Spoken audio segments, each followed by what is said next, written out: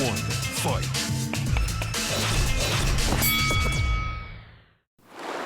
안녕하세요. 박종훈 플러스입니다. 이 현재 세계 경제 그리고 국제 정세에 가장 큰 영향을 미치는 것은 누가 뭐래도 석유 그리고 이 산유국들의 정세라고 할 수 있겠는데요. 그래서 오늘은 과연 석유가 전 세계 물가나 아니면 국제 정세에 어떤 영향을 미치고 있고 앞으로는 어떻게 변해 갈지 조금 조망을 해볼까 합니다. 자, 지금 미국의 물가 상승률 6월에 정말 엄청난 또 지수를 기록했죠. 무려 소비자 물가 상승률이 전년 대비 9.1% 이 상승률을 보였습니다. 사실 이것도 41년 만에 최고치죠. 이 매번 지표가 나올 때마다 41년 만에 최고치. 이 미국의 물가 상승률이 이렇게 많이 올랐던 것은 41년 만에 항상 최고치를 기록하고 있는데, 이렇게 물가가 많이 올랐던 이유, 바로 국제 유가가 가장 큰 원인이었고요. 미국에서는 이제 미국 사람들이 사는 휘발유 가격이 올랐기 때문인데, 자, 그런데 최근 들어서 이제 긍정적인 전망들이 자꾸만 늘어나고 있습니다. 왜냐하면 이 6월 중순부터 국제 유가가 점점 낮아지기 시작했고요. 여기에 따라서 미국의 휘발유 가격도 하락세로 돌아섰습니다. 미국의 휘발유 가격은 6월달 최고점을 찍을 때 1갤런에 4.94달러까지 올랐었는데, 이게 우리나라식으로 계산을 해보면 1리터에 한 1,700원 정도거든요. 사실 미국에서는 이렇게까지 휘발유 가격이 오른 적이 없었기 때문에 엄청난 충격을 줬습니다. 더군다나 휘발유가 갖고 있는 의미가 우리하고 또 달라요. 우리는 뭐 출퇴근 거리가 뭐 기껏해야 2-30km 정도가 평균이라면 미국 사람들은 그 두세 배를 다녀야 되기 때문에 엄청나게 많은 휘발유를 매일매일 쓰고 있는 거죠. 그래서 굉장히 큰 타격이었는데, 이게 6월 중순에 고점을 찍은 다음에 점점 낮아지면서 7월 달에는 4.5달러까지 떨어졌습니다. 이렇게 휘발유 가격이 떨어진 원인을 꼽아보라면, 첫 번째는 일단 휘발유 가격이 오르니까 수요가 당장 줄어들었고요. 두 번째는 전망 때문입니다. 경기 침체에 대한 우려가 커지면서 설마 이렇게까지 원유를 미래에도 계속 사용하겠느냐, 결국은 이 석유에 대한 수요가 줄어들 것이다, 이런 전망들이 나오고 있고요. 세 번째로 이 6월 중순부터 갑자기 떨어진 이유 중에 가장 큰 이유는 바이든 대통령이 사우디의 실권자인 이 무함마드 빈 살만 왕세자와 정상회담을 한단다. 그러니까 두 사람 사이에서 설마 정상회담을 하는데 뭔가 약속이 있는 거고, 그러다 보면 이 사우디는 결국 증산을 할 것이고, 증산을 하면 국제유가는 결국 떨어질 것이다. 이렇게 공급 측에서도 희망이 계속됐기 때문이죠. 자, 이런 여러 가지 이유가 휘발유 가격을 끌어내렸고, 그 과정에서 이제 6월 달의 물가 상승률은 진짜 끔찍하게 나왔지만 이게 정점인가 보다. 그리고 정점을 찍고 이제 물가는 점점 내려오면서 인플레이션 피크니까 이제 주식시장에서 주식 투자자들이 생각할 때는 그럼 남들보다 한 발 먼저 움직여야겠구나. 이제 물가가 점점 떨어지면 이렇게 주가가 조정받은 건 결국 올라가겠구나. 이런 기대를 갖고 증시가 지금 반등을 했다, 이렇게 볼 수 있는데요. 자, 그렇다면 이 원유 가격이 어떻게 될 것인가? 이 가장 결정적인 원인 제공했던 바로 빈 살만 이 사우디 왕세자와 그리고 바이든 대통령의 사실상의 두 사람의 정상회담, 이 결과를 좀 더 철저하게 분석을 해볼 필요가 있는데요. 일단 여러분들이 이제 외신 또 그리고 국내 뉴스를 통해서 접해 보셨겠지만, 이 빈살만 왕세자와 바이든 대통령이 서로 주먹 악수를 했을 때만 해도 아주 엄청난 기대가 나왔었습니다. 이 두 사람이 이렇게 사이가 안 좋았는데 서로 악수까지 할 정도로, 주먹 악수를 할 정도로 뭔가 친밀한 모습을 보이니까 이번에 정말 증산 약속이 있나 보다, 이렇게 분석이 많이 됐었는데요. 근데 결국 정상회담 이후에 여러 가지 이상한 얘기들이 나오면서 바이든 대통령이 주먹 악수만 했지 빈주먹으로 미국으로 돌아온 것이 아니냐, 비판 여론이 점점 더 나오고 있습니다. 자, 일단 바이든 대통령의 발언을 보면요, 바이든 대통령은 지금 빈살만 왕세자와 이 정상회담을 하면서 본인이 이 석유 증산 문제를 꺼냈고, 사우디에서 조만간 이제 화답하기 위해서 증산을 할 것이다. 이렇게 정상회담 뒤에 인터뷰나 아니면 기자회견을 통해서 얘기를 했습니다. 그런데 정작 그 증산을 해야 되는 주체 그게 사우디잖아요. 근데 사우디는 이번 정상회담에서 이 석유 증산 문제는 아예 거론조차 하지 않았다.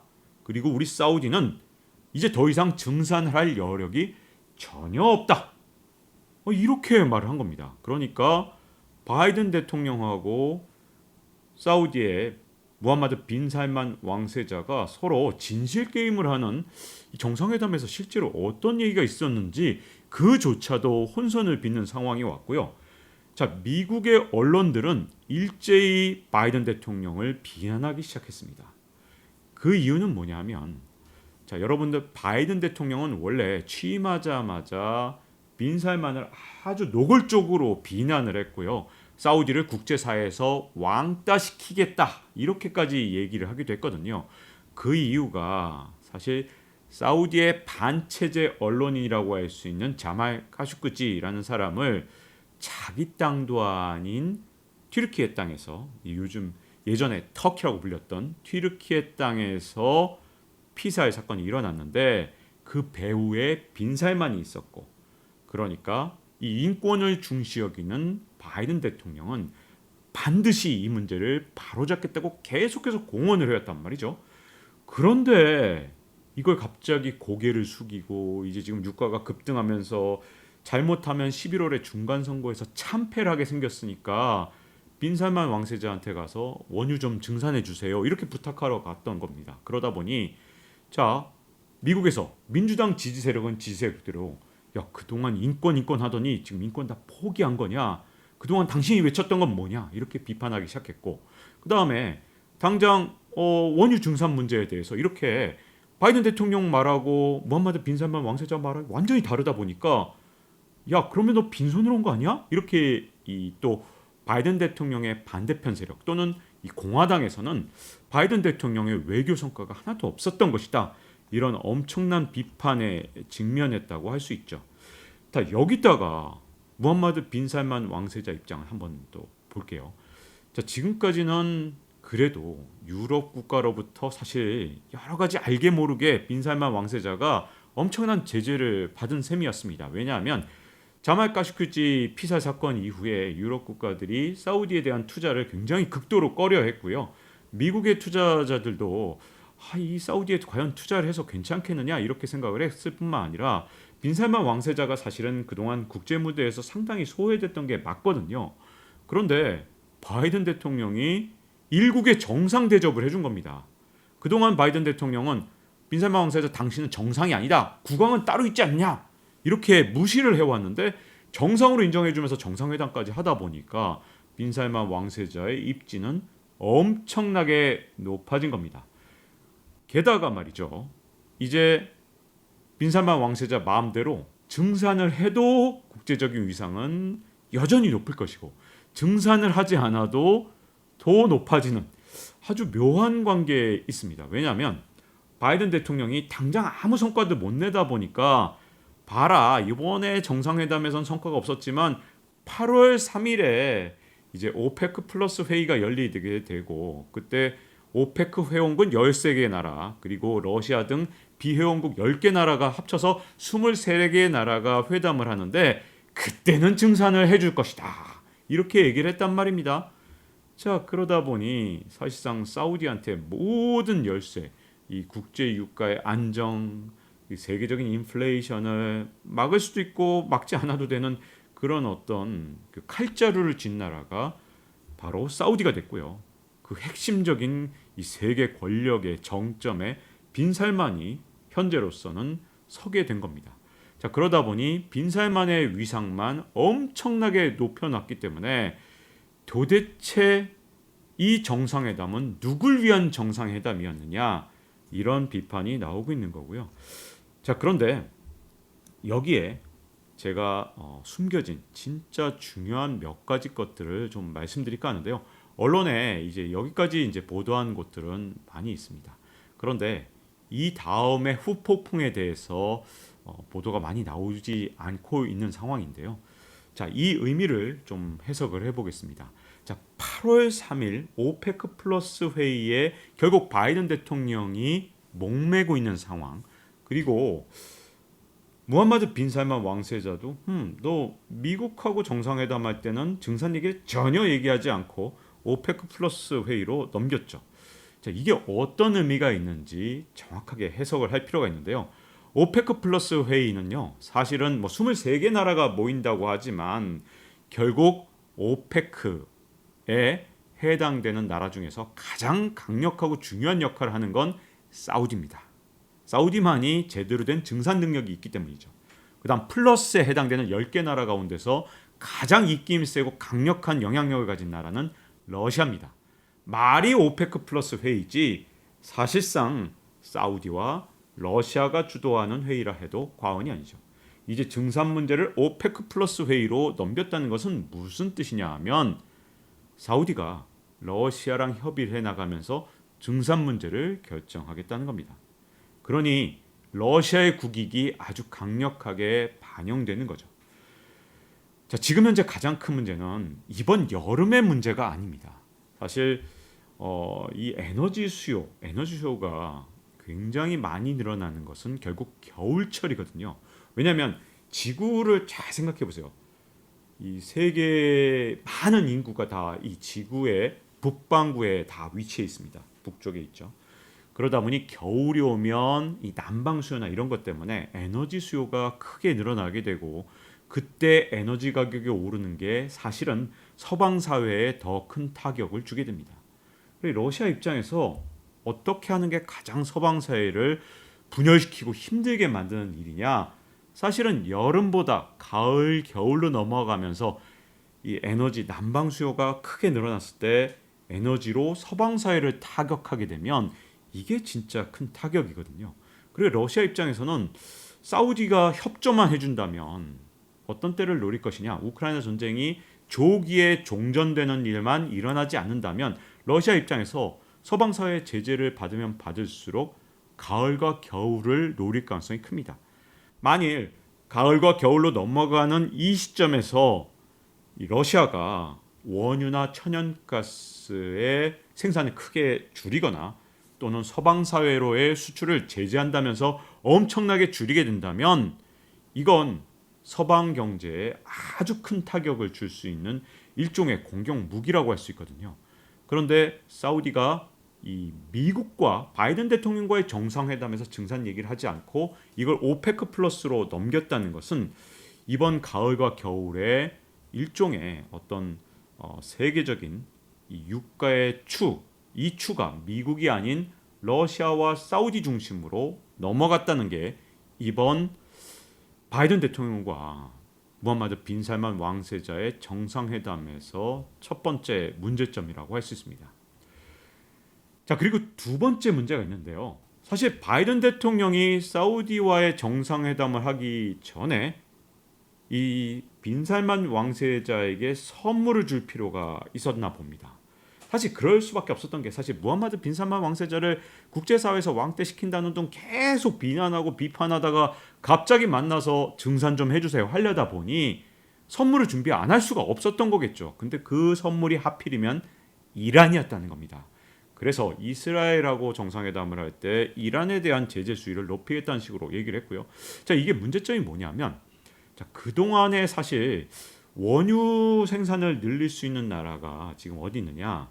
전 세계적으로 봤을 때 유가를 안정시킬 만큼 의미 있게 석유를 더 많이 뽑아낼 수 있는 나라를 꼽으라면 러시아 그리고 사우디, 이란 정도였습니다. 근데 러시아는 제재를 지금 뭐 서로 하고 있는 상황에서 러시아는 뭐 빼야 될 것 같고요. 자, 사우디는 지금 현재 이제 뭐 바이든 대통령하고 정상회담에서 보니까 굉장히 미온적인 것 같고요. 자, 그럼 이란이라도 혹시라도 국제사회로 복귀를 시키면 상황이 달라지겠죠. 이란이라는 나라는 정말 석유 매장량이 어마어마한데 이 매장량이 얼마인지조차 탐사가 제대로 다 이루어지지 않았기 때문에 잘 모릅니다. 거의 사우디에 필적하거나 오히려 그 이상 석유가 매장돼 있다는 얘기도 굉장히 많고요.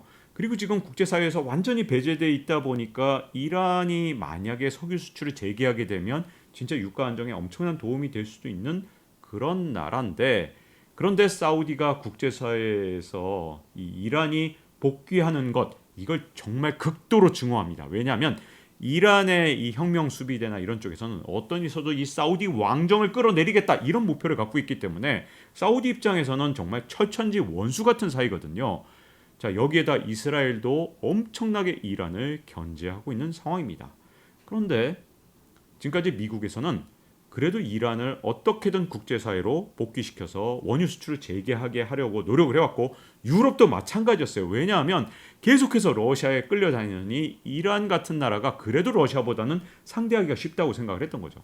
그런데 사우디한테 선물을 주려다 보니 이란을 배제시키는 이란과의 거리가 점점 더 멀어지는 발언들을 하기 시작했고요. 사실은 이란과의 핵 협상 이게 복원이 되는 게 거의 눈앞에 있었는데 이제 사우디에 방문을 하는 과정에서 바이든 대통령이 완전히 거리두기를 해버린 겁니다. 그러니 이란이 완전히 제껴졌다. 이 얘기는 무슨 말이냐? 사우디나 러시아 입장에서 혹시라도 있을 수 있는 이 원유의 증산 가능성 이게 완전히 사라진 겁니다. 이 두 나라 입장에서는 바이든 대통령이 이제 스스로 다리를 끊어버렸기 때문에 선택지를 없애버렸잖아요.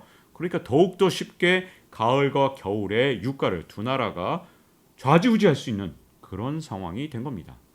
거기다가 이란 입장에서 만약에 이렇게 계속해서 궁지에 몰리다 보면 핵 개발을 더 가속화할 수 있는 그런 가능성도 열렸기 때문에 이게 단순히 원유 가격뿐만 아니라 이 국제 정치적인 문제, 핵무장을 이란이 할 가능성이 조금 더 높아진 상황, 그런 면에서 중동의 긴장 관계를 더 높였다고 할 수 있죠. 자, 그래서 지금 이제 여름의 유가뿐만 아니라 당장 이제 가을과 겨울의 유가는 우리가 상상할 수 없을 정도로 강력한 변동성, 굉장히 크게 요동칠 가능성이 크거든요. 그 이유는 뭐냐면 일단 유가를 끌어내리는 힘 하나가 작동하고 있죠. 그게 바로 경기 침체 우려입니다. 경기가 침체되면 뭐 당연히 생산활동이 다 둔화될 거니까 에너지의 소비가 줄어들겠죠. 이게 유가를 아래로 끌어내리는 힘이라면 이제 세계적인 패권 전쟁과 그리고 이 러시아와 서방 세계와의 갈등 그리고 빈살만 왕세자의 입김 이런 것들이 좌우하면서 또 가을과 겨울에 에너지 가격을 끌어올릴 요소 이 두 가지가 지금 현재 아주 팽팽하게 맞서면서 가을과 겨울을 맞이할 가능성이 굉장히 커졌습니다. 그렇기 때문에 우리나라처럼 지금 현재 무역 의존도가 굉장히 높은 나라는 이 부분에 있어서 굉장히 주의를 해야 되는데요. 우리나라가 안타깝게도 지금 무역 수지 적자 석 달 연속 적자죠. 4월, 5월, 6월. 여기다가 7월 달 1일부터 10일 사이에 엄청난 무역 수지 적자를 봤습니다. 그렇기 때문에 7월 달에도 연속적으로 넉 달 연속 무역 수지 적자를 볼 가능성이 굉장히 커졌고요. 우리나라가 워낙 대외 의존도가 크기 때문에 이렇게 무역 수지 적자를 보면 굉장히 연말 또는 내년 경제가 좋지 않을 가능성이 굉장히 큰데 이 무역 수지 적자를 보는 첫 번째 원인이 바로 원자재 가격, 특히 원유 가격의 상승에 있거든요. 그래서 이 부분에 있어서 철저하게 대비를 하고 준비를 좀 할 필요가 있다고 보여지고요. 특히 가장 큰 문제는 우리가 어쨌든 중국과의 경쟁을 굉장히 심하게 하는 나라 중에 하나거든요. 우리는 중국에 엄청난 수출을 하고 있지만 동시에 중국과 거의 유사한 품목에서 다 경쟁을 하고 있는 그런 상황입니다. 그런데 갑자기 5월 달부터 중국에 대해서 무역 수지 적자로 돌아섰는데 이게 28년 만에 적자입니다. 지난 28년 동안 우리나라 무역 수지 흑자 폭의 전체 28년 동안 흑자 폭의 86%가 중국에서 나왔기 때문에 앞으로 계속해서 중국한테 무역 수지 적자를 본다면 우리 대한민국이 과연 전체 무역 수지에서 흑자를 볼 가능성보다는 적자를 볼 가능성이 훨씬 더 커질 수밖에 없거든요. 그런데 여기서 원유 가격이 아주 중요한 문제를 차지하게 되는데 자, 우리는 국제 유가에 맞춰서 원유를 수입할 수밖에 없는 상황이거든요. 그런데 중국 같은 경우는 러시아로부터 1배럴에 한 3, 40달러까지도 더 싸게 러시아산 원유를 사오고 있는 상황입니다. 지금 양을 점점 늘려가고 있는 상황이죠. 그렇기 때문에 원가 경쟁력이 점점 더 차이가 날 수밖에 없고 지금처럼 러시아산 원유로 무장해서 훨씬 더 값싸게 예를 들어 에너지를 조달하고 더군다나 반도체 여러 필요한 아주 핵심적인 원자재들 이런 것들이 있는데요. 이거 러시아에서 우리나라한테는 수출 규제로 수출을 하지 않고 있는데 중국에다가 수출하고 있어요. 자, 이런 상황이다 보니까 당장 뭐 반도체뿐만 아니라 배터리 등등등 수많은 이런 여러 가지 뭐 희소금속, 그다음에 희소가스 이런 것들에 있어서 우리가 훨씬 더 비싸게 사는 상황이 계속해서 빚어지고 있거든요. 자, 그러면 중국하고 우리하고 지금 현재 같은 이 기준하에서 경쟁하는 게 아니라 엄청나게 원가 경쟁력 측면에서 중국이 훨씬 더 유리한 측면에 있습니다. 이 부분에 있어서 우리가 지금 철저하게 준비를 하고 대비를 하지 않는다면 굉장히 심각한 문제에 처할 수 있거든요. 그래서 지금처럼 이 원자재 가격, 유가가 들썩거리는 상황에서 우리가 굉장히 철저하게 준비를 할 필요가 있고, 특히 중국과 우리가 같은 원가 기준이 아닌 상황에서 이 국제 정세의 변화는 우리에게 엄청나게 큰 압박으로 올 연말과 내년까지 걸쳐서 적어도 2년 가까이 우리를 압박할 가능성이 있기 때문에 정말 아주 주의해서 미래를 대비해야 될 때라고 보여집니다. 자, 이제 박종훈 플러스 마칠 시간이 됐고요. 자, 다음 시간에 또 뵙도록 하겠습니다. 감사합니다. Round one, fight.